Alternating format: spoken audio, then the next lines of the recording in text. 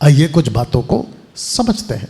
ये तीनों प्रश्नों का उत्तर मैं जल्दी से दूंगा। ओके, नाउ सबसे पहले कुछ समझिए, जैसा कि अदन की वाटिका से नूह की जहाज तक या नूह के जहाज तक, अब्राहम से यूसुफ तक का सफर, मूसा से यहोशू तक का सफर, राजाओं का दौर और गुलामी का दौर, आप जानते हैं 70 साल की गुलामी, इन सबके बीच एक बात का जिक्र होता रहा।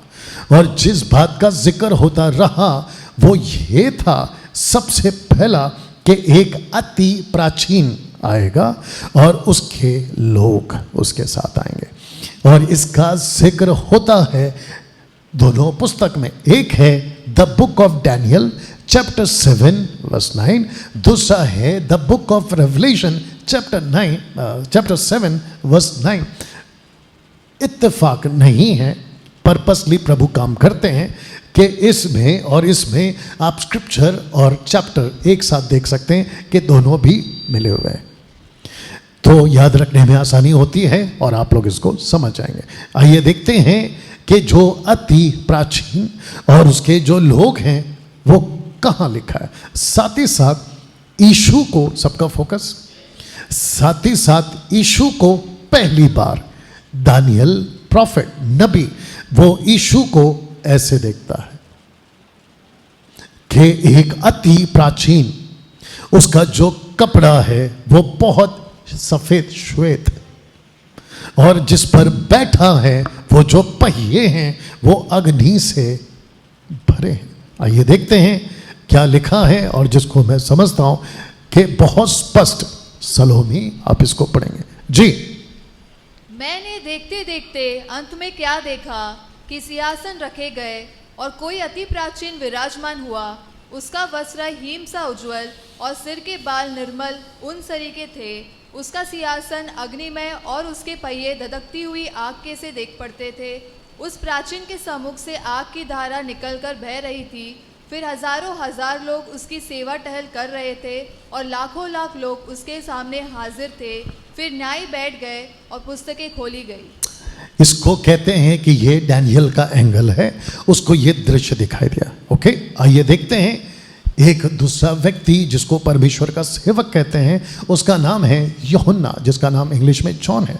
आइए पढ़ते हैं उसने क्या देखा जी। इसके बाद मैंने दृष्टि की और देखो, हर एक जाति और कुल और लोग और भाषा में से एक ऐसी बड़ी भीड़ जिसे कोई गिन नहीं सकता था, श्वेत वस्त्र पहने और अपने हाथों में खजूर की डालियां लिए हुए सिंहासन के सामने और मेमने के सामने खड़ी है। ओके, तो प्रश्न उठता है कौन है ये हजारों हजार लोग और कौन है ये लाखों लाख लोग। तो वापस से पीछे जाता हूं, इस दो वचनों के हिसाब से अगर आपको दृश्य पता चल गया होगा कि यीशु के पैदा होने से पहले कुछ 700 साल 650 साल पहले एक प्रॉफिट ने यीशु को ऐसा देखा जिसको इस दृश्य में दिखाया गया। यीशु को अति प्राचीन कहा गया है। ओके, जिस यीशु की हम सेवा कर रहे हैं वो परमेश्वर का बेटा नहीं है, वो परमेश्वर का बेटा बनकर आया। ओके, अगर आप नहीं समझे वापस बोलूं, वो परमेश्वर का बेटा नहीं है, वो परमेश्वर का बेटा बनकर आया। जल्दी से पूछ लो क्यों जल्दी। क्योंकि पहला बेटा फेल हो गया और जो पहला बेटा था आदम, उसकी जगह को उसने रिप्लेस किया। जो पहले आदम से एक्सपेक्ट था, पहले बेटे से, यीशु मसीह ने जब देखा कि इसने पूरा नहीं किया तो दूसरा बेटा, दूसरा आदम उसकी जगह लेता है और उसको कंप्लीट करता है। जबकि परमेश्वर का बेटा, जिसको बहुत लोग कहते हैं कि वो परमेश्वर का बेटा है, बेटा होकर बाप से कैसे प्रार्थना कर रहा है, उसको तुम परमेश्वर कैसे कह सकते हो? तो वापस कहूँगा कि वो बेटा नहीं है, वो खुद बाप है, वो खुद परमेश्वर है। यशायाह इसको ऐसा कहता है 9:6 में कि वो अनंत काल का पिता है, द इटर्नल फादर। तो अति प्राचीन को जब वो देखता है, और आप देख सकते हैं कि जिस पे बैठा है वो आग का पहिया है। इब्रानियों की किताब नहीं पढ़ना, 1:13-14 के आसपास में अगर आप पढ़ते हो तो लिखा 7-8 से भी पढ़ना शुरू करोगे तो आपको पता चलेगा कि परमेश्वर अपने सेवकों को धधकती आग, वाह, तो यीशु किसके ऊपर है? धधकती आग। वो पहिया किसको दर्शाता है? चल रहा है, न कि रुका हुआ है बल्कि चल रहा है। अपने सेवकों को जो उसका काम करेंगे। तो इसका मतलब है कि यीशु को नहीं देखा बल्कि उसके साथ में उसके लोगों को देखा। और यही बात यूहन्ना भी कहता है कि मैंने ऐसी भीड़ देखी जिसको कोई गिन नहीं सकता। इन शॉर्ट, जब वो गिन रहा था तो ऐड होते जा रहे थे, आत्माएं बचाई जा रही थी। तो उसने बोला कि अभी मैंने इतना गिना तो ये और जुड़ गए, फिर उसको गिना तो और जुड़ गए, और ये सिलसिला अभी भी जारी है।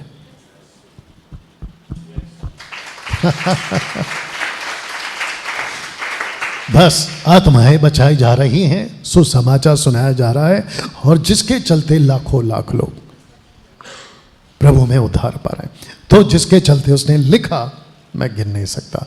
तो फिर प्रश्न उठता है कि ये कौन है? ये कौन है? आइए आपके बीच में पौलुस के द्वारा, are you ready for this? आप इसको सुनना चाहते हो? ये भीड़ कौन है? लाखों लाख, हजारों हजार कौन है? ये परमेश्वर की कलीसिया है। शब्द को ठीक से पढ़िए, लिखा है परमेश्वर की उस कलीसिया। कौन सी कलीसिया? इस कलीसिया को कहता है एक साथ उस कलीसिया।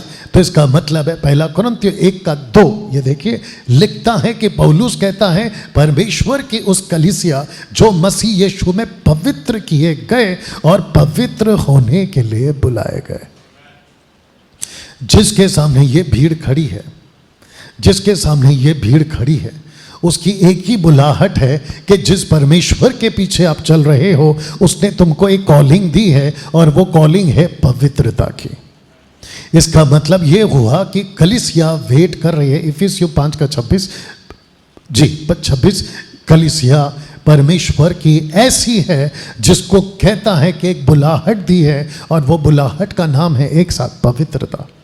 जिसका मतलब हुआ कि पृथ्वी पे आज की तारीख में बहुत चर्चेस हैं, लेकिन सब कलीसिया पवित्र नहीं है। आइए देखते हैं क्या लिखा है, जो कि मैंने यहाँ पे नहीं रखा। इफिसियों 5:26 कि उसको वचन के द्वारा जल के स्नान से शुद्ध करके पवित्र बनाए। जी आगे। और उसे एक ऐसी तेजस्वी कलीसिया बना। ओके, उसको पवित्र बनाए, उसको ऐसी तेजस्वी कलीसिया बनाए। आगे। बनाकर अपने पास खड़ी करे, जिसमें न कलंक, एक सेकंड, जिसमें ना कलंक, न झुर्री, ना झुर्री, न कोई और ऐसी वस्तु, ना कोई ऐसी वस्तु, वरन पवित्र और निर्दोष हो। इसका मतलब है कि जब अति प्राचीन जब बैठेगा अपने उस सिंहासन पर जो अग्नि से भरा है, सबका फोकस है, तो उसके सामने जो भीड़ खड़ी होगी वो ऐसी भीड़ होनी चाहिए जिसको कलीसिया कहता है, जिसमें ना कोई कलंक, ना कोई स्पॉट, झुर्री, और ना किसी प्रकार की कोई ऐसी बात या ऐसी वस्तु, जो कि नहीं लिखा है कि कैसी वस्तु, कैसी बातें, जिसको पवित्र आत्मा आकर कहते हैं गलत शिक्षाएं। परमेश्वर नहीं चाहता कि उसकी कलीसिया जो कपड़े पहनेगी उसमें किसी प्रकार का कोई दाग। और आंख बंद करके आप अभी और जितने देख रहे वो सब कह सकते हैं कि डैनियल भाई भूल जाओ, ऐसी कलीसिया आपको नहीं मिलेगी। और ये फैक्ट है, ऐसी कलीसिया नहीं मिलेगी। लेकिन ऐसी ही कलीसिया के लिए यीशु मसीह आ रहा है, और जब तक ऐसी कलीसिया नहीं बन जाती तब तक पवित्र आत्मा पृथ्वी पर रहेगा। और उसकी पूरी कोशिश है, वो पूरी ताकत लगा रहा है, वो पूरी कोशिश कर रहा है कि ऐसी कलीसिया बनाए जिसमें कोई कलंक ना हो, जिसमें कोई झुर्री ना हो। झुर्री का मतलब आप समझते हैं, कलीसिया बुढ़ी हो रही है। वो नहीं चाहता कि कलीसिया बुढ़ी हो। बुढ़ी से मेरा मतलब है सुस्त, सुस्त से मेरा मतलब है काम नहीं कर रही। ऐसी कलीसिया नहीं चाहिए, बल्कि उसको ऐसी कलीसिया चाहिए जो उसके लिए काम करे। और फिर से कहता हूं कि पहिया चल रहा है, ना कि रुका है, वो चल रहा है। और परमेश्वर भी चाहता है कि उसकी कलीसिया रुके नहीं बल्कि चलते जाए। यू अंडरस्टैंड ना? आप चित्र को देखिए, ये है यीशु जिसको कहते हैं कलीसिया का सिर, और ये है उसकी देह। चित्र देख लो, ये है उसकी बॉडी जिसको कहते हैं बॉडी ऑफ क्राइस्ट। अगर यीशु ऐसा है जिसको कहते हैं सर, तो ये उसकी देह है जिसको कहते हैं कलीसिया। अगर यीशु परफेक्ट है क्योंकि वो सर है, तो उसका जो देह है, आगे बोल दीजिए, वो भी परफेक्ट होना चाहिए। अगर यीशु का सर, यीशु पवित्र है, तो उसकी जो देह है वो भी पवित्र होनी चाहिए। अगर यीशु सर्वज्ञानी है हर बात में, तो उसकी जो देह यानी आप और मैं, वो भी सर्वज्ञानी होना जरूरी है। और यही वजह है कि हम चर्च में, खास करके आप लोगों को, मसीह मंथन बैठक और जितने देख रहे हैं उनको, हम ऐसी टीचिंग नहीं देते जिसको कहते दूध पीने वाले। हम ऐसी टीचिंग देते हैं जिसको कहते हैं मीट खाने वाले। आप जब कुछ सुनते हैं, कुछ समझ में आता है, या तो सर हिलाओ या तो हाथ उठाओ। You understand? कैसा लग रहा है अभी तक? तो जिसके चलते रैप्चर एंड चर्च कनेक्शन यहां पे आ जाता है। कलीसिया कौन है, कलीसिया के साथ रैप्चर क्यों जुड़ा है, और रैप्चर कलीसिया के साथ जुड़ा क्यों है, उसका कनेक्शन आपके बीच में देने जा रहा हूं। ओके ना, सबसे पहले मैं चाहता हूं कि जो स्लाइड अभी आएगा आप उसको प्लीज देखिए। लिखा है कि कलीसिया की योजना सनातनी थी। ओके, आप नहीं समझे तो समझा देता हूं। कलीसिया का योजना अचानक नहीं आया। परमेश्वर ने अचानक से बोला ओके अब एक काम करता हूँ, एक झुंड बनाता हूँ, एक ग्रुप तैयार करता हूँ और उसको कह देता हूँ कि कलीसिया। नहीं, कलीसिया शुरू से थी। डैनियल भाई प्रूफ दो, अभी तक क्या दिया था आपको? ये भीड़ कहाँ से आ गई? ये भीड़ कहाँ से आ गई? इसने क्या देखा?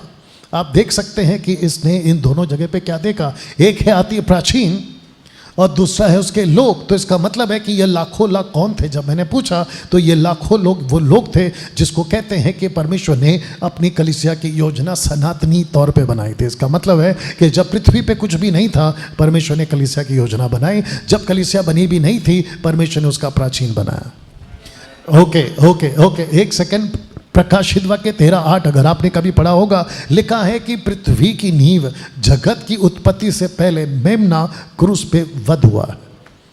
कैसे पॉसिबल है कि जगत नहीं बना, आदम ने पाप नहीं किया, पृथ्वी पर एक इंसान पैदा नहीं हुआ, तो क्रूस पर मेमना मर कैसे गया? इसका मतलब है कि प्राचीन को पता था, यीशु को पता था कि आदम बनेगा और मुझे अपना बी प्लान रेडी रखना पड़ेगा। कलीसिया को पवित्र करने के लिए मुझे खुद को, अपने लहू को, इसके लिए, किसके लिए? कलीसिया के लिए देना पड़ेगा, जिसको कहता है कि वो मेरी देह है। यहां तक ठीक? वाह, मैं चाहता हूं कि आप ये वचन को पढ़ें। लिखा है एक्ट चैप्टर 20 वर्स 27 जी। क्योंकि मैं परमेश्वर की सारी मनसा को तुम्हें पूरी रीति से बताने से न झिझका। ओके, इसको कहते हैं मनसा। इंग्लिश में आया है the whole council of God. Council, इसको कहते हैं मनसा। और मनसा परमेश्वर ने पहले से तय कर दी कि मैं अपने चर्च के लिए क्या मनसा रखूंगा। आइए इसको पढ़ते हैं, इफिसियोस का 3:10 जी। ताकि अब कलीसिया के द्वारा परमेश्वर का नाना प्रकार का ज्ञान उन प्रधानों और अधिकारियों पर जो स्वर्गीय स्थानों में है प्रकट किया जाए, उस सनातन मनसा के अनुसार जो उसने हमारे प्रभु मसीह यीशु में की थी। ओके, मनसा वापस आ गया। ये देखो यहाँ पे मनसा है। जी हाँ, तो ये मनसा क्या थी? अब वचन ऊपर से आते हैं। लिखा है ताकि अब, एक साथ बोल सकते हैं, अब। कब? जब कलीसिया पृथ्वी पे आ चुकी। इसका मतलब है कि जब पतरस को, सबका फोकस है प्लीज, जब पतरस को पहली बार चाबी दिया था कि हेडीस के फाटक, टाटरस के फाटक तुझ पर प्रबल नहीं होंगे, उसी वक्त परमेश्वर ने कहा कि मैं अब कलीसिया के द्वारा, क्या यहां पर ज्ञान है? ज्ञान का शब्द है, ये देखो लिखा है कि कलीसिया अपना ज्ञान कहां बांटेगी? पृथ्वी पे या स्वर्ग में या फिर मध्य आकाश में? कहां? जल्दी बताइए जोर से। Okay, cancel. कलीसिया कहां पर है? पृथ्वी पे। परमेश्वर कहां है? स्वर्ग में। बीच में कौन है? मध्य आकाश में लूसीफर। तो फिर से पूछ रहा हूं, कलीसिया अपना ज्ञान कहां बांटेगी? गलत जवाब, मध्य आकाश में। ये देखो, वापस पढ़िए। ताकि अब कलीसिया के द्वारा परमेश्वर का नाना प्रकार का ज्ञान उन प्रधानों और अधिकारियों पर जो स्वर्गीय स्थानों में है। आप अगर इसको इंग्लिश में पढ़ोगे, in the heavenly realms, in the, on the air और इन द एयर, इसको कहते हैं मध्य आकाश। कितनी दुनिया है? जल्दी से 3, एक पृथ्वी, दूसरा मध्य आकाश, तीसरा स्वर्ग। यीशु अपनी कलीसिया को लेने रैप्चर में पृथ्वी पर आएगा, स्वर्ग में आएगा या मध्य आकाश में? जोर से, मध्य आकाश में। मध्य आकाश में क्यों? क्योंकि कलीसिया की लड़ाई ना तो स्वर्ग से है ना पृथ्वी से है, कलीसिया की लड़ाई, वाह, या। इसलिए पौलुस कहता है इफिसियों 6:10 से, नहीं पढ़ना, लिखा है कि परमेश्वर के सारे हथियार को बांध लो ताकि तुम उस आत्मिक सेनाओं से जो मध्य आकाश में लड़ सको। लूसीफर का टारगेट स्वर्ग नहीं है, लूसीफर का टारगेट पृथ्वी नहीं है, लूसीफर का टारगेट कलीसिया है। वाह, उसको किसी प्रकार के किसी ग्रुप के लिए उसको कोई चिंता नहीं है, वो चाहे दुनिया का कोई भी ग्रुप हो, नाम नहीं लूंगा, लेकिन उसको एक ही ग्रुप से तकलीफ है, और वो है अति प्राचीन के जो सामने लाखों लाख लोग खड़े हैं उससे। और वो लाखों लोग कहाँ हैं आज? ऐसा उंगली करो और खुद की तरफ, वो आप हैं। तो इसका मतलब है कि लूसीफर का टारगेट आप हैं, लूसीफर का टारगेट मैं हूं। और परमेश्वर का धन्यवाद हो कि हम 21वीं सदी में, जहां बहुत कुछ, जिसको कहते हैं माया नगरी, जिसको कहते हैं फंसने की दुनिया, जिसको कहते हैं कि धोखे की दुनिया, ऐसी दुनिया में परमेश्वर ने आप और मुझ जैसे 10% को आंखें खोली और जिंदा रखा। एक सेकंड, साथ ही साथ उसने ऐसा मैसेज दिया है जो 21वीं सदी के 90% जो भटक गए हैं उनको वापस पटरी पे लाया जाए।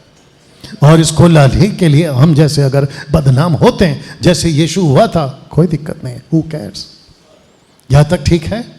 तो लिखा है कि मध्य आकाश में अंधकार की ताकतों को ये क्या देंगे? ज्ञान देंगे। वचन 11, उस सनातन मनसा के अनुसार जो उसने हमारे प्रभु यीशु मसीह में की थी। तो यीशु कहाँ था? दानियल के 7:9 में। यीशु कहाँ था? प्रकाशित वाक्य के 7:9 में। और उसके आगे कौन खड़ी थी? वो लाखों लाख की भीड़। और उसके सामने लिखा है कि ये वो मनसा थी जिसको पूरा किया। यहाँ तक ठीक? ओके, अभी इसको पढ़ते हैं। 1 पीटर चैप्टर 1 वर्स 12। आइए देखते क्या लिखा। सबका फोकस है प्लीज जी। उन पर यह प्रकट किया गया कि वे अपनी नहीं वरन तुम्हारी सेवा के लिए ये बातें कहा करते थे, जिनका समाचार अब तुम्हें उनके द्वारा मिला, जिन्होंने पवित्र आत्मा के द्वारा जो स्वर्ग से भेजा गया तुम्हें सुसमाचार सुनाया। और इन बातों को स्वर्गदूत भी ध्यान से देखने की लालसा रखते हैं। ये ऊपर के लोग कौन हैं? ये पवित्र आत्मा जो स्वर्ग से उतरा है, ये कौन है? और ये स्वर्गदूत कौन है? इसका मतलब है यहाँ 3 लोग हैं। तो ऊपर जो है वो प्रॉफिट्स हैं, वो अब्राहम से लेकर आपके इसहाक याकूब से लेकर मोसेस जोशुआ से लेकर राजा दाऊद से लेकर ये प्रॉफिट हैं। जॉन द बैप्टिस्ट से लेकर ये प्रॉफिट है जो कहते हैं कि ये अंत के दिनों की कलीसिया की बात करते थे। और जिसको पवित्र आत्मा के द्वारा जो स्वर्ग से भेजा गया, किसने? यीशु ने भेजा, जाओ कलीसिया को तैयार करो। और जिसका इंतजार स्वर्गदूत, जिसको कहते हैं there are good angels and there are bad angels. एक अच्छे स्वर्गदूत, एक बुरे स्वर्ग। ये वो अच्छे स्वर्गदूत हैं जो देख रहे थे कि कलीसिया कब प्रकट होगी, कलीसिया कब प्रकट होगी। और आपको पता है कि जब पतरस जेल में था, एक्ट चैप्टर 12 में नहीं पढ़ना, तो लिखा है कि स्वर्गदूत ही था जो उसको बाहर निकाला। वो स्वर्गदूत ही था एक्ट चैप्टर 8 में जिसने फिलिप को कहा कि इसके पीछे जाओ। याद आया कुछ? ये स्वर्गदूत ही हिब्रू 1:13-14 में जो कहते कि जो उद्धार पाते हैं उनके लिए ये स्वर्गदूत आते हैं उसकी सेवा करने के लिए। वाह! और आपके नॉलेज के लिए बता दूं, आप सबका स्वर्गदूत आपके बगल में खड़ा है अभी, और आपने जैसे ही झपकीली टपली मारेगा वो। फोकस करिएगा, कैसा लग रहा है अभी तक? तो जिसके चलते कलीसिया का पिक्चर आपको अभी तक साफ हो गया कि एक है अति प्राचीन और दूसरा है, एक साथ बोलो, लाखों लाख या हजारों हजार। एक ऐसी भीड़ जिसको कहते हैं परमेश्वर की कलीसिया। यहां तक ठीक है ना? एक व्यक्ति और आता है, उसका नाम है पौलुस। पौलुस क्या कहता है? इफिसियों 5:32 में ये कहता है कि यह भेद बड़ा है। इंग्लिश में लिखा है इट्स अ ग्रेट मिस्ट्री। बड़ा भेद बोल सकते हैं, बड़ा। किसके बारे में लिखा है? पर ये जो भेद है, मैं कहता हूं, पौलुस कहता है मसीह और कलीसिया के विषय में। तो ये जो मिस्ट्री है, जो एशियंस सनातनी पूर्व काल से पृथ्वी की फाउंडेशन नहीं गिरी थी, उसके लिए मेमना क्रूस में मरता है और कलीसिया उस टाइम से योजना में आई। यहां तक ठीक है? अब आप सोच के देखिए कि कलीसिया का इंपॉर्टेंस कितना है। और इसी कलीसिया को यीशु कहता है साथ में ये फोटो और ये फोटो। आइए पढ़ते हैं, लिखा है तो फिर आकर तुम्हें, ये है तुम्हें, अपने यहाँ ले जाऊंगा कि जहाँ मैं रहूं वहाँ तुम, ये देखो कलीसिया, भी रहो। इसका मतलब है कि यीशु, कम ऑन गेट रेडी, सबका फोकस, यीशु इस पृथ्वी पर आएगा सिर्फ और सिर्फ छोर से कलीसिया के लिए, उसके लाखों लाख लोगों के लिए। सब लोग ठीक? ओके ना, अब मैं चाहता हूं कि एक स्टेप थोड़ा और डीप में जाए। आप उसके लिए तैयार हैं? उसको रखने से पहले मैं आपको बता दूं, क्या इस पृथ्वी पर परमेश्वर ने आदम को बनाया? पहले ऐसे आता है, यस, बनाया। क्या इस पृथ्वी पर परमेश्वर ने जहाज बनाया ताकि 40 दिन 40 रात पृथ्वी पूरी नाश हो पानी के द्वारा? क्या ये हुआ? ओके, तीसरा, क्या परमेश्वर ने इस पृथ्वी को एक रैम्बो देकर वादा किया कि मैं फिर से नाश नहीं करूंगा? और अभी तक नाश नहीं हुआ, इसके बावजूद कि लाखों तरह के सुनामी, लाखों तरह की लैला और लाखों तरह के कैटरीना यानी कि तूफान के नाम है आ चुके हैं। क्या परमेश्वर ने अब्राहम को भेजा एक वादे के साथ? यस। क्या मूसा को भेजा वादे के साथ? यस। क्या यीशु को भेजा वादे के साथ? ऐसे ही उसने एक और वादा किया है इसी पृथ्वी पर। देखना चाहते हो वो क्या है? या और वो वादा है ये, जिसको कहते हैं 1000 साल का राज्य, जिसको इंग्लिश में कहते हैं द मिलेनियम। और ये 2 शब्दों से बना है, मिलेनियम। इसका मतलब है, मिल का मतलब होता है 1000 और एनियम का मतलब होता है 1000, जिसको कहते हैं मिलेनियम, 1000 साल का राज्य। इस वचन के हिसाब से लिखा है, क्या तुम नहीं जानते कि पवित्र लोग जगत का एक साथ, सबका फोकस, वाह, इसको कहते हैं कलीसिया। तो इस पृथ्वी के ऊपर कलीसिया अपना राज्य करेगी। ये जितने भी नीले पीले हरे, आप समझ गए, ये जितने भी झंडे हैं एक दिन नहीं रहेंगे इस पृथ्वी पर। यीशु ने कहा मेरा राज्य नहीं है, इसलिए लोग तुमको सताते हैं, दुख सहना होगा, लेकिन एक ऐसा वक्त आएगा। ये भाई क्या कर रहे हैं आप कैमरा के साथ? या आपको पूछना, हाँ तो उधर कहाँ शूट कर रहे हो? मैं यहाँ नहीं, उसकी जरूरत नहीं है। एक बार ठीक है, मैं 2 बार देख चुका हूँ इसलिए बोल रहा हूँ। आप शूट करो, मुझे कोई दिक्कत नहीं, आप करो, लेकिन हाँ, है ना। तो फिर प्रश्न उठता है ना, भाई आप कौन है? मैं क्योंकि आपको नहीं जानता हूं। मैं आपका स्वागत है अगर आप आए हैं, प्रेज गॉड। सबका फोकस 1000 साल का राज्य इसी पृथ्वी पर, वाह, जहां किसी प्रकार का कोई दादागिरी, गुंडागर्दी, ये गिरी वो गिरी नहीं चलेगा, सिर्फ प्रभु यीशु का राज। Can you believe this? सबके सब दुकान बंद, सबके सब झंडे नीचे, सिर्फ एक ही झंडा, राजाओं का राजा, प्रभुओं का प्रभु।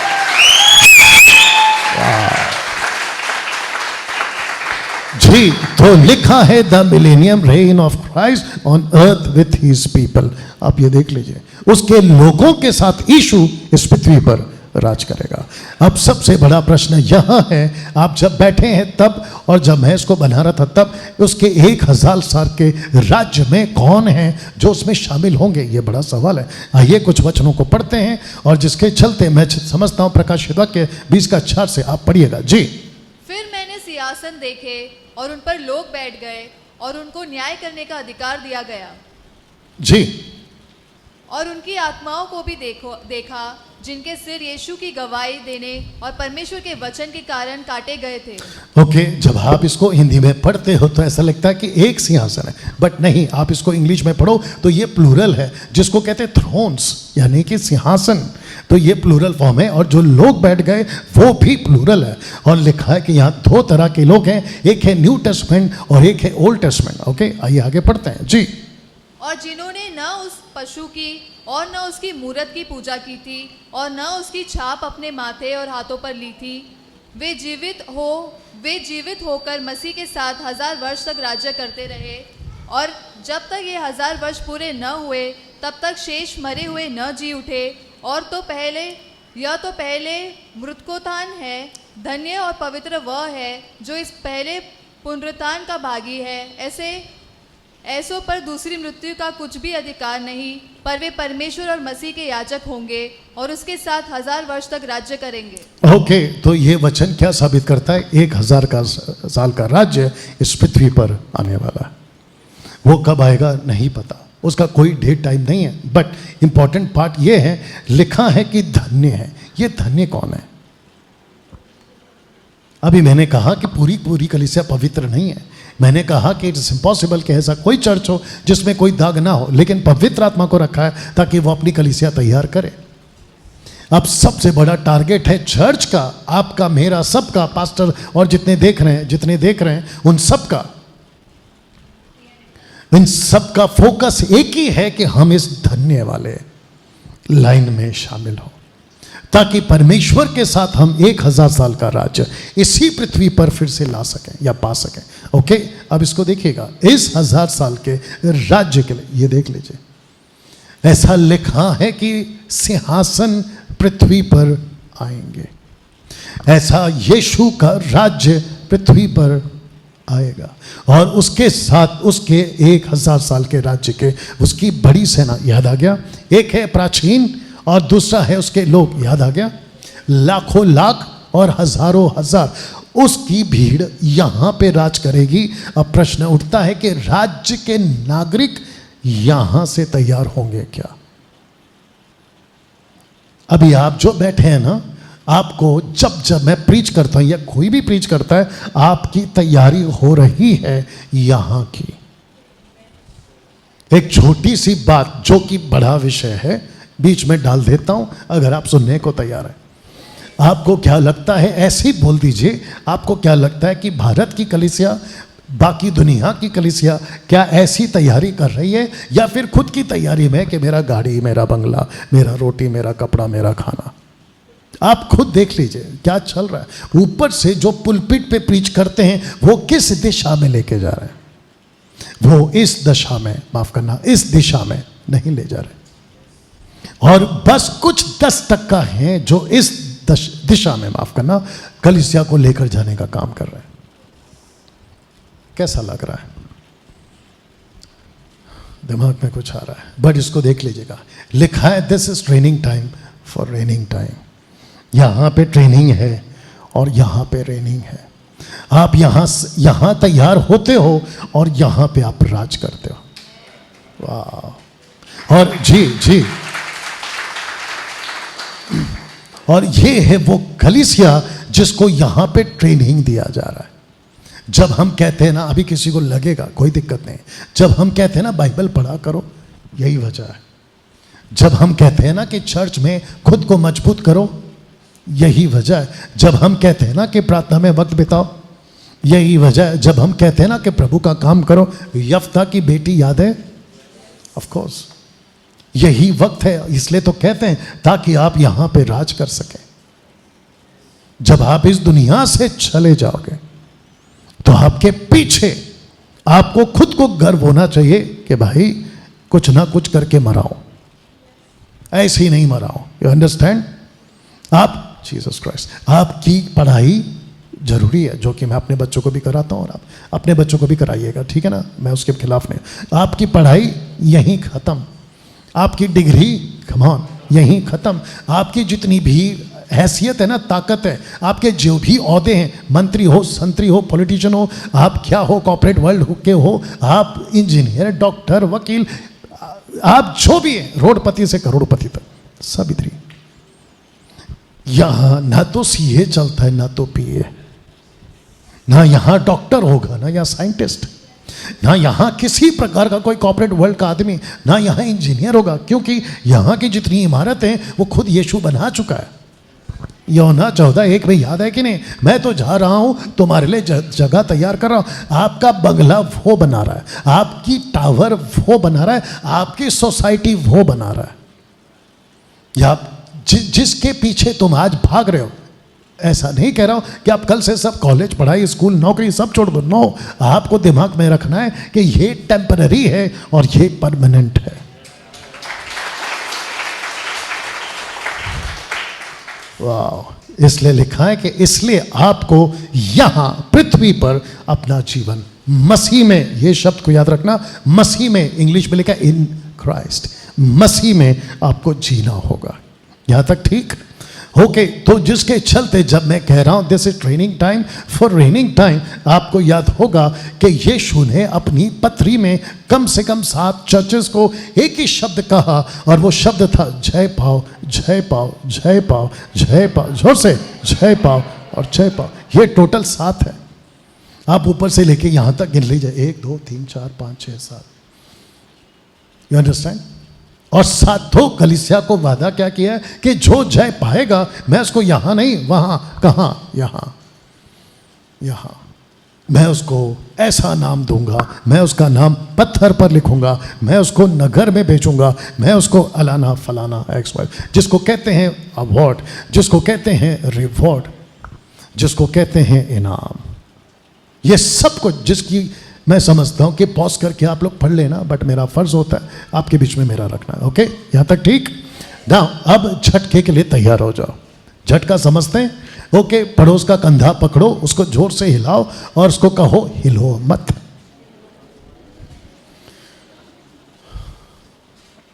यहां सब ठीक है? ओके ना, लिखा है, जरा शब्द को ध्यान देना, लिखा है कि रैप्चर केवल कलीसिया के लिए ही है। यह बहुत बड़ा झटका है, जिसको कहते हैं कि ओनली फॉर न्यू टेस्टमेंट, मतलब केवल नए नियम की कलीसिया के लिए। हाँ बेटा, सिर्फ नए नियम की कलीसिया के लिए। तो रैप्चर सबके लिए नहीं है। इन शॉर्ट, अगर मैं ऐसा कहूं, ओल्ड टेस्टमेंट के संतों के लिए ये रैप्चर नहीं है। एक साथ पूछो क्यों? सिर्फ पूछो क्यों? क्योंकि वो ऑलरेडी परमेश्वर के सिंहासन के सामने बैठे हैं। 24 प्राचीन याद होगा आपको, जिसमें से 12 ओल्ड टेस्टमेंट और 12 न्यू टेस्टमेंट। और जो बाकी लोग हैं, आपने अब्राहम का जिक्र देख लिया, आपने एलिया का जिक्र देख लिया यीशु के साथ बात करता हुआ, आपने मूसा को देख लिया यीशु के साथ बात करता, वो ऑलरेडी प्रभु के पास में है। लेकिन रैप्चर 2 टाइप के लोगों के लिए, एक जो मसीह में मर गए, दूसरा जो मसीह में जिंदा है। रखूंगा आगे। तो लिखा है कि जिस दिन रैप्चर हो जाएगा, इन शॉर्ट जिस दिन कलीसिया, मेरा हाथ देखिए प्लीज, जिस दिन कलीसिया ऊपर चली जाएगी, नीचे परमेश्वर का क्रोध शुरू। ओके, आपने अगर नहीं सुना तो वापस बोल दूं कि जिस दिन रैप्चर हो जाएगा, कलीसिया ऊपर और परमेश्वर का क्रोध नीचे शुरू। इसका मतलब यह है, बोल दूं, सब लोग का हाथ देखना चाहता है, एक बार हाथ उठा के बोल दूं। ओके, एक बार उठा के दिखा दो, अब दिखाना है। आप भी दिखा सकते हैं बेटा, एक बार वापस हाथ उठाकर इनको हाय हेलो कर दो, जरा सा थोड़ा चेहरे पे खुशी रखो, नहीं तो लगेगा कि सबको गुलाम बना के रखा है मैंने। जी मेरी तरफ, वाह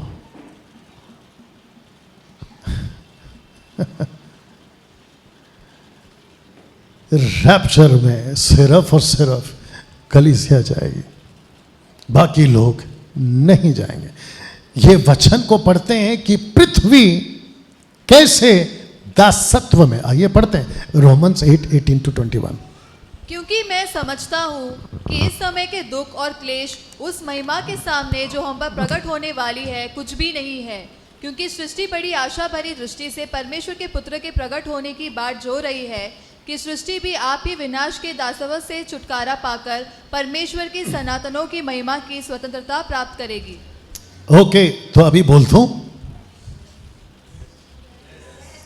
जैसे ही कलीसिया ऊपर गई, परमेश्वर का क्रोध नीचे। इसका मतलब यह हुआ कि परमेश्वर के क्रोध को कोई रोक रहा है, और जो रोक रहा है वो 2 लोग हैं, एक है पवित्र आत्मा और दूसरा है उसकी कलीसिया। क्योंकि परमेश्वर, बाप रे, आर यू रेडी? परमेश्वर बारिश को 40 दिन 40 रात तब तक रोके रहा जब तक जहाज नहीं बना, और जिस दिन जहाज बन गया उसके ठीक उसी हफ्ते में एक व्यक्ति मर गया जिसकी उम्र 969। आपको याद आ गया? मत शलैक, जिसको हिंदी में कहते हैं मत्तुशला, हिब्रू में मत शलैक, मत का मतलब है मृत्यु, शलैक लाने वाला। तो मृत्यु को लाने वाला मत शलैक 1 हफ्ते पहले मर जाता है जब पानी का बाढ़ आने वाला था। इसका मतलब है कि जहाज जब तक नहीं बना बारिश रुकी रही, कलीसिया जब तक नहीं बनेगी परमेश्वर का क्रोध रुका रहेगा। और यही वजह है कि लिखा है कि परमेश्वर धीरज रखा है। परमेश्वर क्या रखा है? धीरज रखा है। आपके पीछे जो ब्रदर बैठे हैं, ब्रदर आप ऐसा पीछे वॉक करके 5 मिनट सुनते सुनते वॉक करके फिर बैठ जाए। मैं जानता हूं कुछ दिक्कत है, कोई बात नहीं, बट ऐसा उठ के पीछे चल के वॉक करके वापस आके फिर बैठ जाओ, आपको अच्छा लगेगा। ओके, तो ये पॉइंट लिखा है कि पृथ्वी, ओके आपको बात समझ में आ गई कि पृथ्वी पर परमेश्वर क्रोध को कौन रोक रहा है? कलीसिया, पवित्र आत्मा। और वो वेट कर रहा है, रोको और रोक के रखो। और जब तक ये कलीसिया तैयार नहीं होगी, परमेश्वर का आपको आगे बोलना होता है जल्दी से, क्रोध नहीं आएगा। You understand? तो जिसके चलते पृथ्वी भी वेट कर रही है। लिखा है कि पृथ्वी वेट कर रही है, बाहर जो रही है, सृष्टि इंतजार कर रही है कि परमेश्वर के लोग कब प्रकट होंगे, जिसको कहते हैं 1000 साल का राज्य या रैप्चर। पृथ्वी खुद दासत्व में, पृथ्वी खुद तड़प रही है। Can you believe this? इसको समझिएगा, क्योंकि रैप्चर से कनेक्टेड है। लिखा है faith on God, faith on me. आइए वचन को पढ़ते हैं जी। तुम्हारा मन व्याकुल न हो, तुम परमेश्वर पर विश्वास रखते हो, मुझ पर भी विश्वास रखो। ऐसा क्यों? इसको हमने कितनी बार पढ़ा, लेकिन हमको इसका कॉन्सेप्ट नहीं समझ में आया। ऐसा यीशु ने क्यों कहा कि तुम परमेश्वर पर विश्वास रखते हो, मुझ पर भी रखो? इसने खुद को परमेश्वर के साथ क्यों जोड़ा और परमेश्वर को अपने आप को क्यों जोड़ा? लिखा है ऐसा क्यों कहा? Are you ready for this? इसका मतलब यह है कि यहां परमेश्वर को विश्वास की बात हो रही है, वैसे ही खुद को लेकर भी विश्वास की बात हो रही है। लिखा है faith on God, faith on me. उसकी वजह यह है कि अधन की वाटिका से गतसमनी तक जितने वादे किए थे, किसने? परमेश्वर ने उसको पूरा किया। और यीशु कहता है कि मैं भी अपना वादा पूरा करूंगा, और उसने पहला वादा पूरा किया पवित्र आत्मा को भेजने का। अब दूसरा वादा बाकी है, नीचे आने का।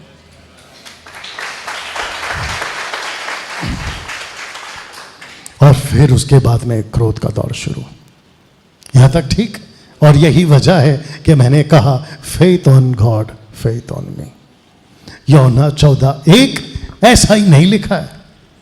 वो कह रहा था यहूदियों को, वो कह रहा था खुद के चेलों को कि जैसा तुम प्रभु पिता पर भरोसा रखते हो, वैसे मुझ पर भी मैं एक दिन वापस आऊंगा।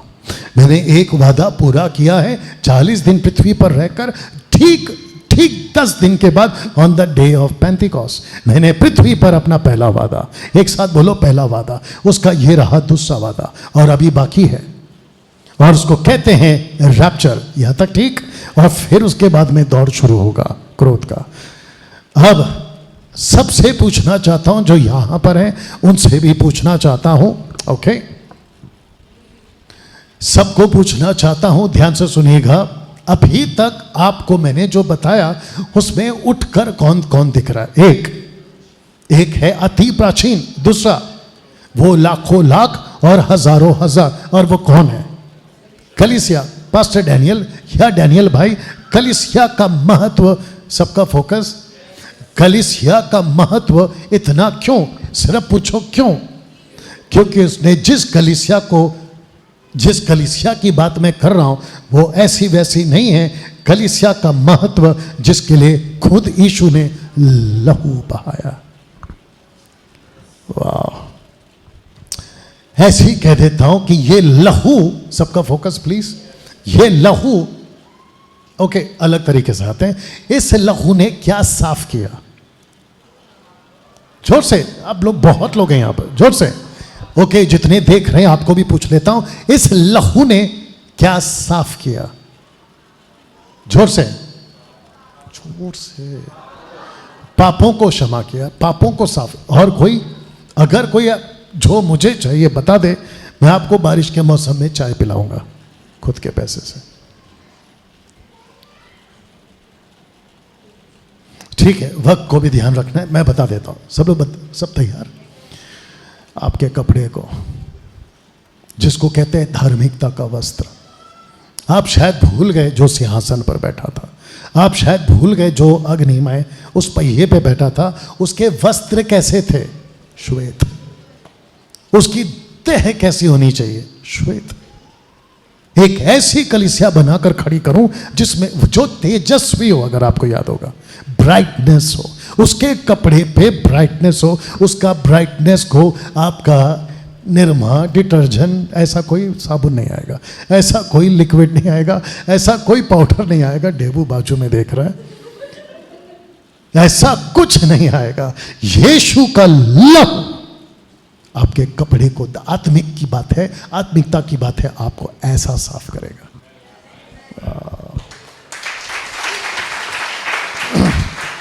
आइए इसको पढ़ते हैं, एक्ट चैप्टर 20 वर्स 28 जी। कि तुम परमेश्वर की कलीसिया की रखवाली करो जिसे उसने अपने लहू से मोल लिया है। ये हो गया एक। दूसरा, पहला कुरिन्थियों 6:20, क्योंकि दाम देकर मोल लिए गए हो। ओके, अब इसको पढ़िए, हिब्रू चैप्टर 9 वर्स 14 जी। तो मसीह का लहू जिसने अपने आप को सनातन आत्मा के द्वारा परमेश्वर के सामने निर्दोष चढ़ाया। तो इसका मतलब यह है कि आपको कैसा ठहराया? निर्दोष। आपको कैसा ठहराया? शुद्ध। आपको क्या किया है? मोल लिया है। आपको क्या किया है? खरीदने के लिए अपना लहू बहाया। यहां तक ठीक। और उसको ही कहता है, ग्रीक में कहता है एक्लेसिया। बोल सकते हैं एक्लेसिया। एक्लेसिया का मतलब होता है कॉल्ड आउट, जिसको कहते हैं आपको बुलाना, कहीं से आपको बुलाना। आप कहीं थे, आपको वहां से बुलाना। इसको कहते हैं called out. And called out for what? वचन कहता है पवित्र होने के लिए। एक लाइन बिल्कुल साफ बोल दूं, अगर आप पवित्र नहीं हैं, आप रैप्चर में नहीं जाओगे। अगर आपके वस्त्र यीशु के लहू में अगर नहीं धुले हैं, आप नहीं जाओगे। आपको कुछ याद दिला दूं जल्दी से, सबका फोकस है। जब निर्गमन की पुस्तक उसका 12वां अध्याय, जिसको कहते हैं फसह की रात, जिसको इंग्लिश में कहते हैं पास ओवर नाइट, उस रात को मूसा के द्वारा एक एक इजरायली घर के दरवाजों पर क्या लगा था? मेमने का लहू। एक साथ बोलो, मेमने का लहू। जब यीशु को जॉन देखता है तो चिल्लाकर क्या कहता है? यूहन्ना 1:25 में कहता है कि देखो ये जो आ रहा है, ये जगत का मेमना है जो जगत के पापों को उठा ले जाता है। इसका मतलब है कि जैसे उस वक्त जिसके दरवाजे पे लहू लगा था, जब वो मृत्यु दूत जब वहां से पास हो रहा था, तो जिसके दरवाजे पे लहू नहीं था, उस घर के पहला बेटा मर गया। लेकिन जिसके दरवाजे पे लहू था, उसका कोई नहीं मरा। आज भी ऐसा ही है कि जब यीशु वापस आएगा तो देखेगा कि प्लैनेट के ऊपर 8 बिलियन पॉपुलेशन में 800 करोड़ की आबादी में किस किस के ऊपर लहू है, वही उठाया जाएगा।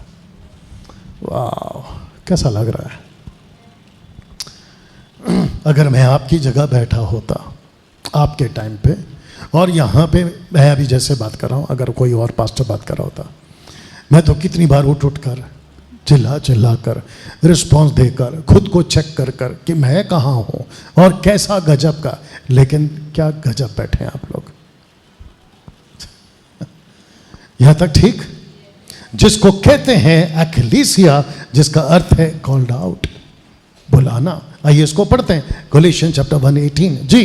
और वही देह अर्थात कलीसिया का सिर है, वही आदि है, और मरे हुओं में से जी उठने वालों में पहलौठा की सब बातों में वही प्रधान ठहरे। तो इसका मतलब यह है कि यीशु कलीसिया का सिर है और कलीसिया उसकी देह है। यहाँ तक ठीक है? और यीशु ही इस कलीसिया का हेड है। यहाँ तक ठीक? ओके।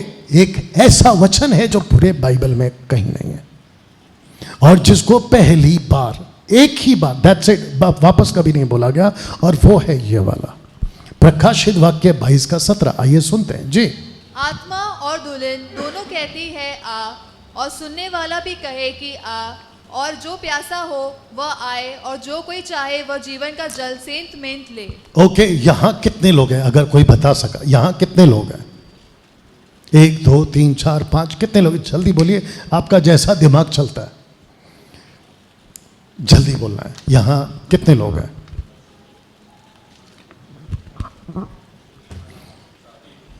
तीन। किसी ने कहा 4, ओके नतानियल 19, उसने भी कहा 3, और जो 4 कह रहे हैं आप शायद इसको कह रहे हैं ये जो है, तो ये ही लेने के लिए 3 लोग की बात हो रही है। तो यहाँ 4 नहीं है, यहाँ 3 है। एक है आत्मा, फिर न्योमा, दूसरा है दुल्हन, और ये जो है ना सुनने वाले। तो इसका मतलब ये है कि आत्मा कलीसिया को तैयार कर रही है, और जिस दिन कलीसिया तैयार हो जाएगी दुल्हन, उस दिन ये दोनों मिलकर जब वचन सुना रहे होंगे, और जो सुनेगा वो तीनों मिलकर कहेंगे आ। तब कहता है कि जो प्यासा हो वह आए, और जो कोई चाहे वह जीवन का जल मुफ्त में। इसको कहते हैं कि इसका अर्थ है शॉर्ट में कि आज सैल्वेशन उपलब्ध है। जिसको कहते हैं कि जीवन का जल आज उपलब्ध है, इसको कहते हैं कि जो भी सुनेगा वो 3rd पर्सन, वो चाहे हिंदू हो, वो चाहे मुस्लिम हो, बौद्धिस्ट हो, पारसी हो, आदिवासी हो, इस प्लैनेट का कोई भी जाति धर्म का हो, बस वो सुन ले। और सुनने की क्षमता भी पवित्र आत्मा देता है, क्योंकि हर एक का मन नहीं बदलता, वो बदलवाता है। वाह, फ्रेम चेक करो, मैं ऐसी थोड़ा देर खड़ा रहता हूं, यहां तक ठीक। पड़ोस को ऐसा को नहीं मारो, बोलो अब आ रहा है तगड़ा वाला। वाह, इन सब के बीच जब मैं बात कर रहा हूं कलीसिया की, सबका फोकस, मैं जब बात कर रहा हूं यीशु की, जब मैं बात कर रहा हूं उसके आने की, तो उसमें एक बात जब मैं कर रहा हूं तो मेरे दिमाग में एक पिक्चर बन रहा है। और जब बना था तभी मैंने सोचा था कि मैं अगला जो स्लाइड है उसको मैं रखूंगा। वो पिक्चर क्या है मैं आपको अभी बता देता हूं। Are you ready for this? क्या सब कुछ 21वीं सदी में आत्मिक आंखों से अगर देखें, क्या दुनिया में सब कुछ ठीक है? ऐसा ऐसा है या ऐसा ऐसा है? Of course. क्या सब कुछ नैतिकता जिसको कहते हैं सच्चाई, क्या कुछ भी दिखता है? नो। क्या सब कुछ जिसको हम कहते हैं वचन के हिसाब से होना चाहिए, क्या ऐसा कुछ भी दिखता है? इवन 1%? नो। ओके, अब इसको सीधा करते हैं, मतलब सीधे भी तरीके से। क्या पृथ्वी पर पाप है? कितना? क्या पृथ्वी पर धोखा है? बहुत। क्या इस पृथ्वी पर चालाकियां हैं? बहुत। क्या इस पृथ्वी पर सच्चे परमेश्वर की तरफ ना जाते हुए खुद के बनाए हुए ईश्वर? बहुत है। वो छोड़िए, जब बाहर से धोखा खाके, ठोकर खाके, जब हम कहते हैं कि ये कलीसिया है, यहां वचन मिलेगा, यहां यीशु मिलेगा, यहां आत्मिक बातें मिलेंगी, 90% जब बाहर से अंदर आते तो क्या अंदर भी धोखा है? ऑफ कोर्स है। क्या अंदर भी गलत शिक्षाएं हैं? ऑफ कोर्स है। इन सब के बीच में एक व्यक्ति खुद को कैसे संभाले, मैं वो रखने जा रहा हूं। Are you ready for this? एक लड़का है जिसको कहते हैं अब्राहम का नेफ्यू या भतीजा, जो भी आप समझे, और उस लड़के का नाम है लूत। इंग्लिश में लॉट्स कहते हैं उसको, लॉट या लॉट्स, ठीक है ना। उस व्यक्ति को जब अब्राहम ने कहा अब कहीं चले जा, और वो जहां जाता है उसको कुछ ही दिनों में एहसास हो जाता है कि मैं जहां पहुंचा हूं वो जगह ठीक नहीं है, और वो जगह का नाम है सदोम और गमोरा। और जैसे ही वो वहां पहुंचता है तो पतरस ऐसा कुछ लिखता है जिसको अब्राहम नहीं देख सका, जिसको पौलुस नहीं देख सका, जिसका प्रकाशन किसी को नहीं मिला, पतरस को मिला। और पतरस कहता है जी, दूसरा पतरस उसका 2 अध्याय वचन 7 जी।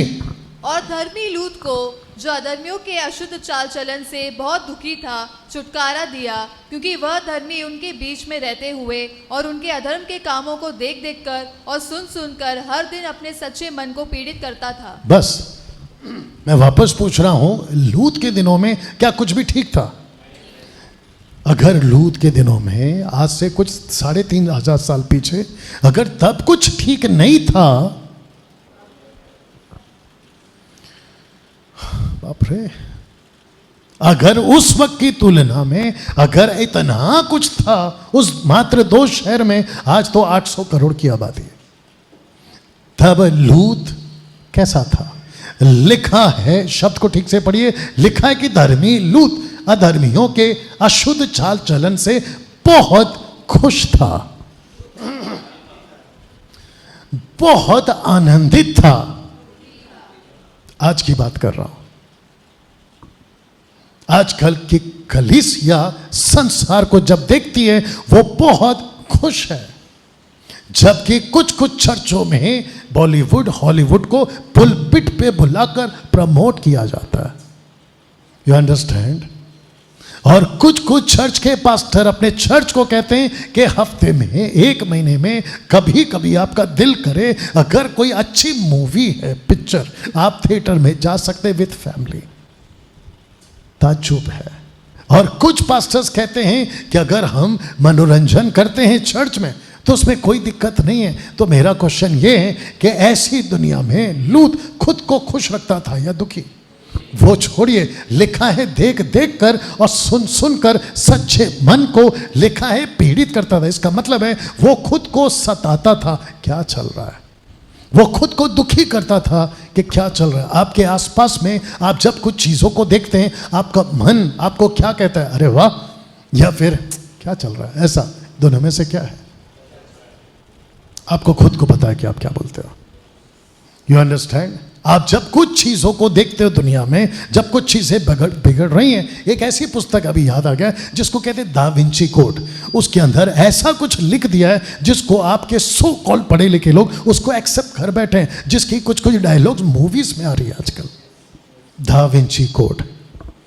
अब आप सोच के देखिए कि दुनिया में बहुत कुछ ऐसा चल रहा है। और यही कैंसल, इसको अलग एंगल देता हूं। सोच के देखिए अगर लूत को, सबका फोकस, सोच के देखिए अगर लूत को उन दिनों का पास्टर बना दिया जाता तो लूत का प्रीचिंग कैसा होता? हाँ, कुछ लोग बोल रहे हैं सफेद कोट वाला जैसा, क्योंकि आपको कुछ कुछ बातें जब आप मुझे सुनते हैं, आप में से कुछ लोगों की चर्चा भी होती होगी, मैं शायद गलत भी हो सकता हूं, कि यार डैनियल भाई हमेशा इसी एंगल पे क्यों बात करते हैं। और मैं इसलिए बात करता हूं क्योंकि एंगल ही बिगड़ा हुआ है दुनिया का। एक बात और बोल दूं, क्योंकि आजकल उसी के साथ में आमना सामना हो रहा है। हॉस्पिटल, कुछ लोगों की बात कर रहा हूं, मेरी नहीं। हॉस्पिटल के डॉक्टर को आप जब मिलोगे, उसके मुंह से 24 घंटे क्या निकलेगा? एक डॉक्टर के मुंह से 24 घंटे क्या निकलेगा? उसको जाके पूछो कि कौन जीता आज क्रिकेट मैच में, सट करके देगा। इंजेक्शन की बात पूछ, बताऊंगा। ऑपरेशन की बात कर, बताऊंगा। आप इसकी उसकी बीमारी की बात करो, बताऊंगा। You understand?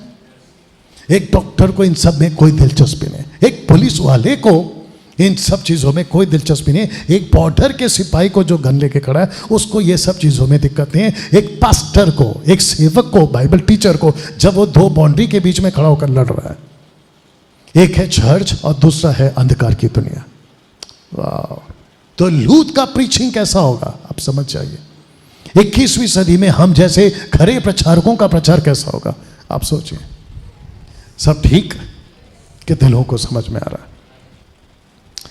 एक बार खड़े होके बैठ जाओ जल्दी से। अब आपको पता चल गया होगा कि मैं ऐसा क्यों करवा रहा हूं। बैठिए।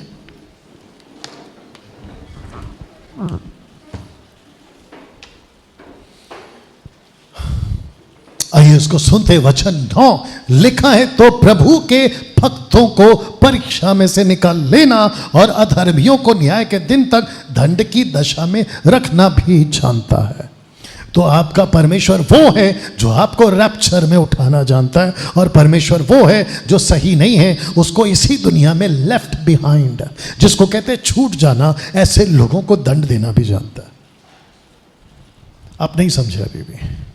ओके? इसका मतलब है कि कलीसिया अगर गंभीर नहीं है वो छूट जाएगी, कलीसिया अगर गंभीर है वो रैप्चर में जाएगी। क्योंकि यीशु अपने अति प्राचीन वाले यीशु के सामने जो लाखों लाख भीड़ है, वो चाहता है कि एक ही बुलाहट में आए, और वो बुलाहट का नाम है पवित्रता। यहां तक ठीक? ओके।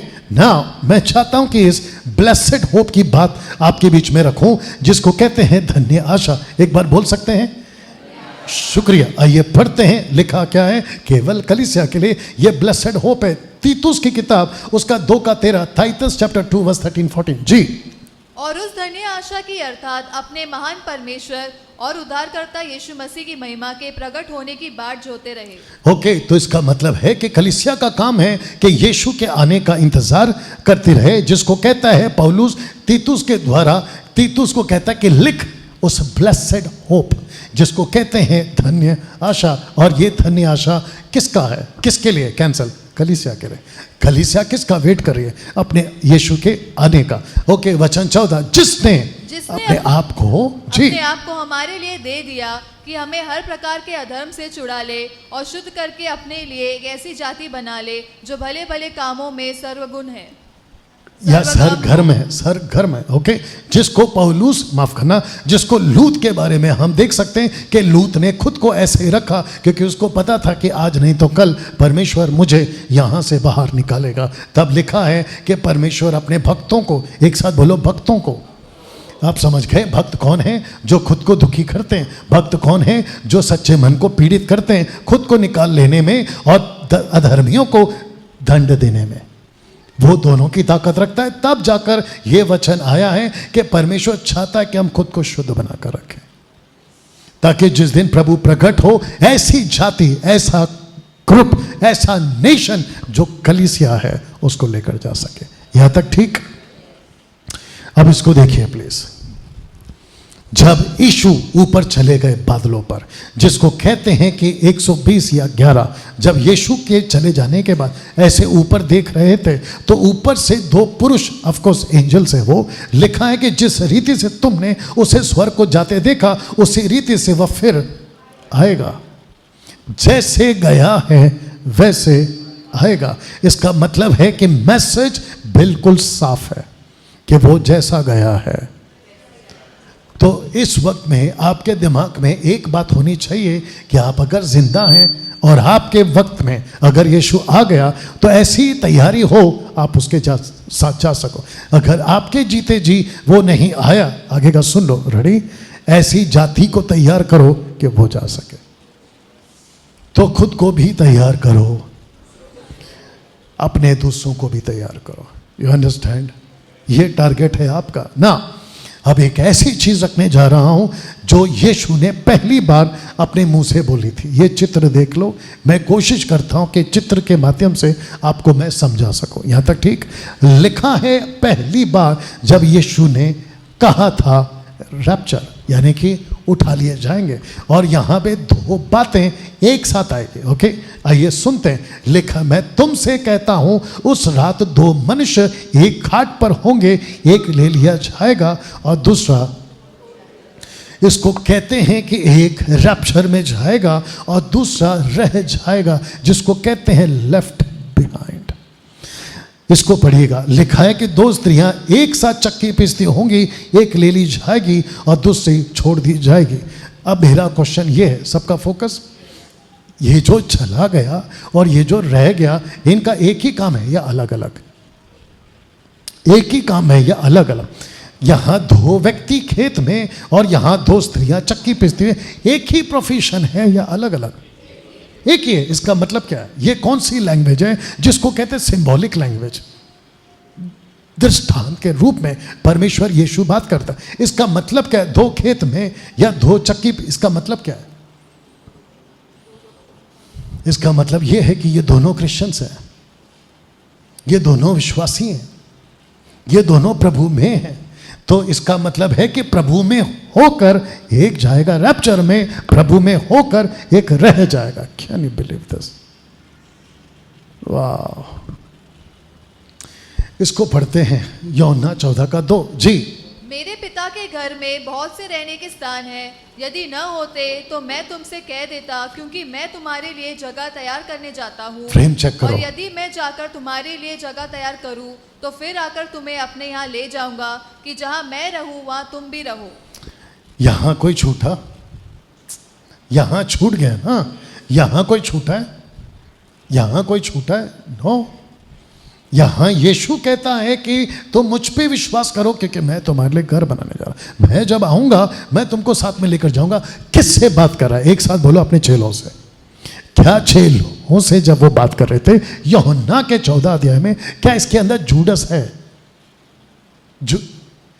बाप रे, सब लोग ठीक हैं? मैं पूछ रहा हूं कि यूहन्ना 14:2 में क्या यहां जूडस है? यहूदा ऑफ कोर्स है। क्या हो गया आप लोगों को? यहां यहूदा इस्करियोत भी सुन रहा है। मेरा क्वेश्चन ये, क्या यहूदा इस्करियोत को अपना घर मिला? आज तक नहीं। इसका मतलब क्या है? यीशु कह रहा है कि मैं जब आऊंगा तुमको लेकर जाऊंगा, लेकिन हमको यह पता चला कि यहूदा नहीं गया, यहूदा कहीं और गया। इसका मतलब यह है कि यीशु की इस बातों को उस वक्त यहूदा ने ठीक से नहीं समझा। आज भी ऐसा ही होगा। किस किस को यहूदा पसंद है? मैं आपके हाथ देखना चाहता हूं। ओके, किस किस को जूडस पसंद है जिसने यीशु को 30 चांदी के सिक्के में भेजा? मैं आपके हाथ देखना चाहता हूं। यहां पे भी कितने लोग हैं? ओके, आपका कैमरा अटक गया, क्या हो गया? मैं फिर पूछ रहा हूं, यहां यहूदा इस्करियोत किस किस को पसंद है? अपना हाथ उठाइए प्लीज। मैं आपको बताता हूं कि यहां सबको यहूदा पसंद है। एक साथ पूछो क्यों? आपको ही नहीं, पूरी दुनिया को। एक साथ पूछो क्यों? आप लोग सब वहीं पे जाओगे अगर आपको यहूदा पसंद नहीं है, लेकिन उसके पास जाना पसंद है। यहां बैठे बैठे एक का भी हाथ नहीं उठ रहा है, लेकिन हरकतें सब यहूदा वाली है। अब आप सोच के देखिए आपका लाइफ। मुझे यहूदा बिल्कुल पसंद है। यहूदा बोला तू मेरे पास ही आएगा एक दिन। You understand? अगर आपको यहूदा पसंद नहीं है तो उसके जैसे हरकत भी मत करो। तो ये मैसेज बताता है कि यीशु एक दिन आएगा और हमको वहां रखेगा। ये चित्र देख लो। ये वो भीड़ है जो आती प्राचीन की, ये वो लाखों लाख लोग हैं जो आती प्राचीन की। सबका फोकस इसको पढ़िए, 2 तिमोथी चैप्टर 4:16 जी। क्योंकि प्रभु यीशु आप ही स्वर्ग से उतरेगा। ओके, ये जो यीशु है ये मैंने डाला है। लिखा है कि प्रभु आप ही स्वर्ग से उतरेगा। तो ये प्रभु कौन है? कॉन्टेक्स्ट में यीशु है, इसलिए मैंने ब्रैकेट में खुद यीशु डाला है। ठीक है, अब पढ़िए। क्योंकि प्रभु आप ही स्वर्ग से उतरेगा। वापस पढ़िए। क्योंकि प्रभु आप ही स्वर्ग से उतरेगा। ओके, तो इसका मतलब क्या है? यीशु आप ही उतरेगा, इसका मतलब क्या है? मैं बता देता हूं, बता दूं। यीशु आप ही उतरेगा, इसका मतलब है कि यीशु अकेला उतरेगा। नहीं समझ में। जब जब आप बाइबल पढ़ते हो कि यीशु घोड़ों के साथ अपने घोड़े के ऊपर बैठकर आ रहा है, तो उसके पीछे क्या होती है? उसकी सेना, उसके लोग। ये पहली बार है कि यीशु को केवल अकेला दिखाया गया। यीशु के पीछे अभी तक उसकी सेना नहीं है। इसका मतलब ये हुआ कि यीशु ने अभी तक कलीसिया को नहीं उठाया। एक साथ पूछो क्यों? वही तो बता रहा हूं कि ये उठाने आ रहा है। तो लिखा है कि प्रभु यीशु ब्रैकेट में आप ही स्वर्ग से उतरेगा। उस समय ललकार और प्रधान दूतों का शब्द सुनाई देगा। परमेश्वर की तुरी, इसको कहते हैं कि ये तुरी को एंजल्स नहीं फूकेंगे, ये परमेश्वर खुद फूकेगा। और इसमें कोई शक नहीं है कि वो तुरी यीशु फूक रहा है, क्योंकि यीशु कहता है, अगर आपको याद होगा यूहन्ना 10 में 25-26 से आगे, मेरी भेड़ें मैं पुकारता हूं वो सुनती हैं। याद आ गया? एक सेकंड, बस। लिखा है कि वो आप उतरेगा और यीशु अपनी तुरी फूकेगा, और जब वो फूकेगा लिखा है कि फूकी जाएगी मसीह में मरे हुए पहले। ओके, किस में? एक साथ बोलो, मसीह में। तो इस सबसे इंपॉर्टेंट है first face of the rapture, जिसको मैंने लिखा फर्स्ट रैप्चर। इसका मतलब 2 रैप्चर नहीं है, इसको एक ही रैप्चर कहेंगे, लेकिन इन 2 फेसेस। तो लिखा है कि फर्स्ट फेस में in Christ those who are dead, जो मर चुके हैं। तो किस में? एक साथ बोलो, जो मसीह में। ये देखो, मसीह, आपको बोलना था मसीह में। ओके, इंग्लिश में लिखा है इन क्राइस्ट। तो इसका मतलब क्या हुआ? सिर्फ पूछो, इसका मतलब क्या हुआ? मसीह में मरते सब हैं, कैंसल। यीशु में आते सब हैं, यीशु में उद्धार पाते सब हैं, लेकिन यीशु में जीते कम और मसीह में मरते कम, और वही उठाए जाएंगे जो मसीह में मरते और मसीह में जीते। मैं रखूंगा, आप अभी भी नहीं समझे। वहां थॉमस टाइप के बहुत होंगे, वहां डैनियल टाइप के बहुत होंगे, वहां एंथोनी टाइप के बहुत होंगे, और वहां पीटर टाइप के बहुत होंगे, वहां सब टाइप के बहुत होंगे। वहां सब नहीं जिंदा होंगे, वहां वही जिंदा होगा। आवाज उसी को आएगी, किसकी? एक साथ बोलो, तुरी की। वापस कहता हूं कि मेरी भेड़ें, तो इसका मतलब यह हुआ कि यीशु की भेड़ें ही उसका आवाज सुने, वो चाहे जिंदा हो या मरी। अब इसको पढ़ते हैं जी, वचन 17। तब हम जो जीवित और बचे रहेंगे उनके साथ बादलों पर उठा लिए जाएंगे। ओके, तो जिसको कहते हैं, लैटिन वर्ड है रैप्टूरो, रैप्टूरो, रैप्टूरो, जिसका शब्द है रैप्चर, रैप्टूरो। ओके, आगे पढ़ते हैं जी। कि हवा में प्रभु से मिले। एक सेकंड, कहां? वापस बोलो, कहां? हवा। इंग्लिश में लिखा है इन द एयर और ऑन द एयर, जो भी है हवा में। अब मैं फिर पूछूंगा, कलीसिया का ज्ञान कहां बांटा गया? मध्य आकाश में। यीशु कहां आके खड़ा है? मध्य आकाश में, मध्य आकाश में। ये देख लीजिए, मध्य आकाश में। मध्य आकाश क्यों? सिर्फ पूछो मध्य आकाश क्यों? क्योंकि दुनिया की जितनी काली ताकतें हैं, दुनिया को जितने फंसा रहे अंधकार का जो प्रिंस है ना, उसका जो किंगडम है ना, वो मध्य आकाश में। तो यीशु कहता है लूसीफर को कि जब मैं आऊंगा तो मैं तेरे ही किंगडम में अपना किंगडम को उठाऊंगा। वाह, तेरे ही राज्य में मैं अपने राज्य के लोगों को लेकर जाऊंगा, और तेरे ही गढ़ में खड़ा होकर मैं अपनी तुरी फूकूंगा, मैं अपनी तुरी फूकूंगा, और तेरे ही गढ़ के लोग देखेंगे कि मैंने कैसे अपने लोगों को उठाया। वाह, एक सेकंड, बस इसको कहते हैं, इब्रू चैप्टर 10 वर्स 12 में लिखा है कि लूसीफर उसके किंगडम को परमेश्वर वेट कर रहा है कि उसके शत्रु उसके पांव के नीचे। किसके? कलीसिया के। रोमियो 16:20 लिखता है कि मैं जल्द शैतान को तेरे पांव के नीचे कुचलवा दूंगा। तो एक साथ पूछो, कहां गया? लिखा है हवा में। कहां गया? हवा में। कैसा लग रहा है? सोच के देखिए, परमेश्वर कितना बदला और किस लेवल का बदला और कैसे एटीट्यूड वाला है। कहता है कि ठीक है, आज तो कलीसिया को सतारा, तेरे ही इलाके में मेरी कलीसिया को तेरे ही पांव से कुचलवा, तेरे को उसके पांव के नीचे कुचलवा कर मैं अपने पास लेकर जाऊंगा। हवा में। तो लिखा है, फिर से पढ़ते, हम जो जीवित और बचे रहेंगे उनके साथ बादलों पर उठा लिए जाएंगे। रैप्टूरो लैटिन वर्ड है, रैप्चर जिसमें से जी, कि हवा में प्रभु से मिले और इस रीति से हम सदा प्रभु के साथ रहेंगे। ओके, तो इसको कहते हैं कि हम हमेशा परमेश्वर के साथ में रहेंगे, और इसी को पुख्ता करने के लिए मैं दूसरा स्क्रिप्चर लिया हूं जो पौलुस का है। आइए उसको भी पढ़ते हैं, 1 कुरिन्थियन 15:51 जी। देखो मैं तुमसे वेद की बात कहता हूँ कि हम सब तो नहीं सोएंगे, परंतु सब बदल जाएंगे, और यह क्षण भर में पलक मारते ही पिछली तुरी फूकते ही होगी, क्योंकि तुरी फूकी जाएगी, मुर्दे अविनाशी दशा में उठेंगे, और जो हम और दशा में उठाए जाएंगे, और एक साथ बोलो, हम बदल जाएंगे। ऐसे आपको पलक झपकना आता है, ऐसे करो, 1 2 3, बस आप बदल गए। तब जाकर लिखा है कि सब नहीं उठाए जाएंगे। Those who died in Christ, those who are living in Christ। जो मसीह में मुर्दा है वही, और जो मसीह में जिंदा है वही। तो मैं सबको पूछूंगा, आप कहां हो आज? मसीह के बाहर या मसीह के अंदर? अगर खुद के अंदर ये आवाज है कि यस मैं मसीह के अंदर हूं, तो आपका जर्नी सेफ है। और अगर अंदर आवाज आ रही है कि यार ठीक नहीं है, तो फिर प्रश्न उठता है कि आप बस में तो बैठे हो, लेकिन ड्राइवर आपको गलत ले जाएगा। कितने लोग समझ रहे हैं? इसको रखकर एक चीज और कनेक्ट कर देता हूं। सब लोग ठीक? अभी तक अच्छा लग रहा है? ओके, कितने लोग सीख रहे हैं? वंडरफुल।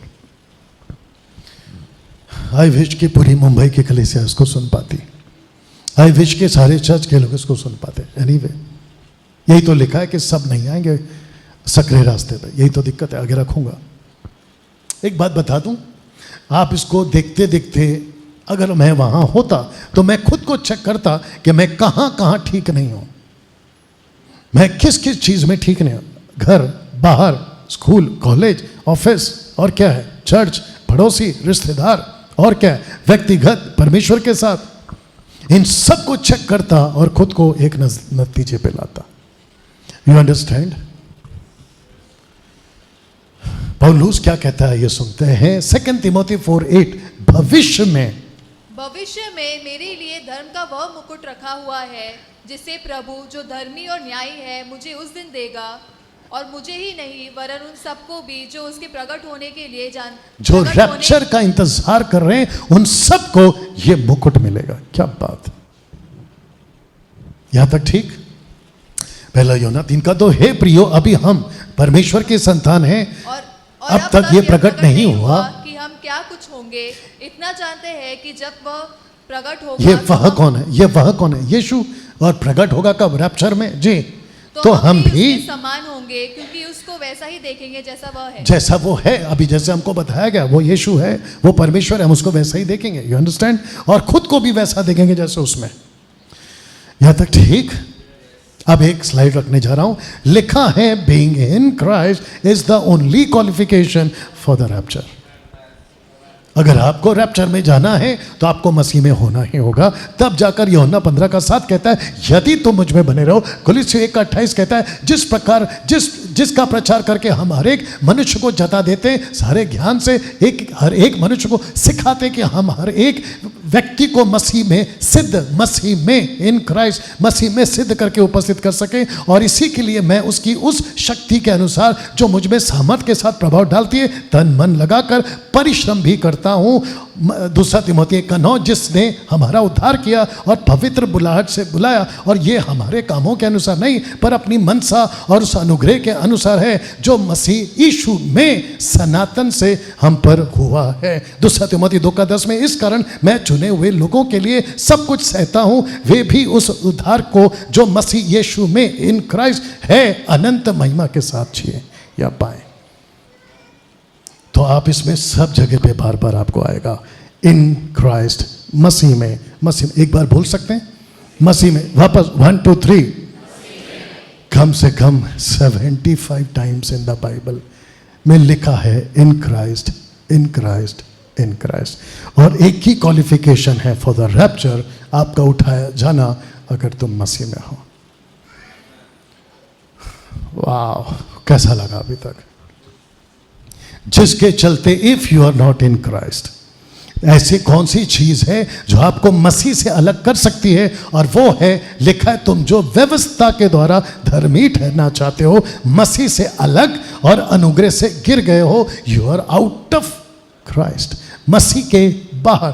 दूसरा, जो कोई आगे बढ़ जाता मसीह की शिक्षा में नहीं रहता, उसके पास परमेश्वर नहीं। इसका मतलब क्या है? सिर्फ पूछो क्या, सिर्फ पूछो क्या।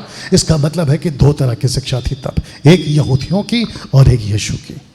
तो पौलुस कहता है कि अगर यहूदियों की शिक्षा को मानोगे तो यीशु से अलग, और अगर यीशु की शिक्षा को छोड़कर जाओगे तो यीशु से अलग। तो इसका मतलब है कि हमको इसकी शिक्षा में नहीं रहना है, हमको यीशु की शिक्षा को नहीं छोड़ना है। और मैं वही कोशिश करता हूं कि आपको 24/7 मेरे फेसबुक, यूट्यूब चैनल और साथ ही साथ इंस्टाग्राम और चर्च के पुलपिट पे आपको दूसरा किसी संस्था का बकवास का टीचिंग नहीं मिलेगा, आपको सिर्फ यीशु का टीचिंग मिलेगा।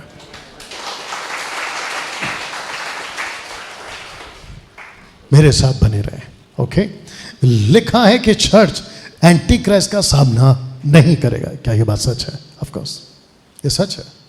जो यीशु में है, those who are in Christ, वो एंटी क्राइस्ट का सामना नहीं करेंगे। दूसरा, जो चर्च है जिसको कहते हैं द ग्रेट ट्रिब्यूलेशन, महाक्लेश के लिए नहीं बनी है। यीशु की कलीसिया महाक्लेश के लिए नहीं बनी है। जितने सो कॉल्ड टीचर्स, प्रीचर्स और सो कॉल्ड बाइबल कॉलेज के सो कॉल्ड थियोलॉजी टीचर्स हैं, उन सब का 90% ये कहना है कि कलीसिया इस महाक्लेश में जाएगी और कलीसिया एंटी क्राइस्ट का सामना करेगी। बट मैं आपको आज कहना चाहता हूँ, सबको कहना चाहता हूँ, आगे आप जब सुनोगे आपका कॉन्सेप्ट दूध और पानी की तरह साफ हो जाएगा। जिसको कहते हैं दूध का दूध, बिल्कुल साफ हो जाएगा। I ready for this? वापस कहता हूं कि कलीसिया एंटी क्राइस्ट का सामना नहीं करेगी और कलीसिया ट्रिब्यूलेशन का सामना नहीं करे। ओके, जल्दी से बता देता हूं कि ये जो शब्द है ट्रिब्यूलेशन, महाक्लेश, ये कॉन्सेप्ट आया कहां से, जल्दी से बता दूं।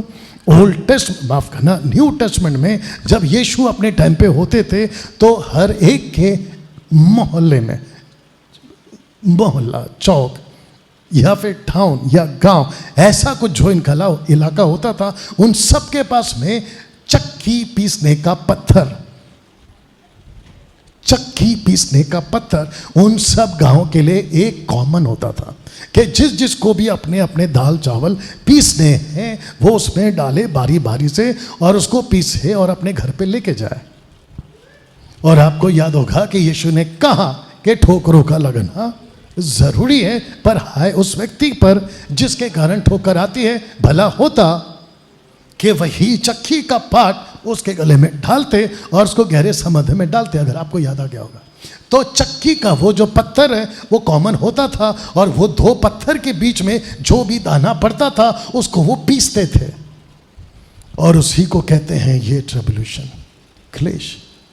तो उस जगह से ये कॉन्सेप्ट निकला कि जब कलीसिया पृथ्वी पे छूट जाएगी तो कलीसिया को उस चक्की के दो पत्थर के बीच में लूसीफर, एंटी क्राइस्ट पीसेगा। बाप रे, यहां तक ठीक? रेवलेशन चैप्टर 3 वर्स 10, जानते हो ये क्या है? यीशु कहता है, इस वचन के हिसाब से कह रहा हूं, कि वो नहीं सामना करेगी, महाक्लेश के नहीं बनी है। तो यीशु कहता है अपने कलीसिया के लिए, जी पढ़िए, लिखा है कि तूने मेरे धीरज के वचन को थामा है, इसलिए मैं भी तुझे, मतलब कलीसिया को परीक्षा के उस समय बचा रखूंगा। इंग्लिश ट्रांसलेशन कहता है बचा रखूंगा, keep you from, protect you from. इसका मतलब है किसी से तुझे बचा के रखूंगा, किसी से तुझे प्रोटेक्ट करूंगा। वो किसी से कौन है? Anti Christ. वो किसी से कौन है? महाक्लेश से बचा के रखूंगा, जो पृथ्वी पर रहने वालों के लिए, परखने के लिए सारे संसार पर आने वाले। ये क्या है? ये साफ करता है कि कलीसिया महाक्लेश में नहीं जाएगी।